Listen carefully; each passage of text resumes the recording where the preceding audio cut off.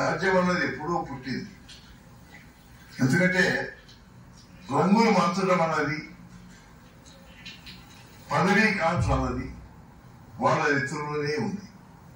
ఎందుకంటే ఇవాళ మీరు అడుగుతున్న వ్యక్తి ముందు కాంగ్రెస్ లో ఉన్న ఆయనే, మా అల్లుడే కావచ్చు అని కాదు, కానీ కాంగ్రెస్ లో ఉన్నాడు. అక్కడ ఎప్పుడైతే పరాజయం చెందాడు తెలుగుదేశంలోకి వచ్చాడు. నేను మీ విధానాలకు పూర్తి అంకితం అవుతానని మాట ఇచ్చాడు, కానీ మనసులో ఉన్న దురాశ మాత్రం పోలేదు. నేను ఎన్ని పదవులు ఇచ్చినా అందుకే ప్రయత్నం చేస్తూ తన కూతురి తన యొక్క గ్రూప్ ని పెంచుకుంటూ వచ్చాడు. అది నేను గమనించాలి.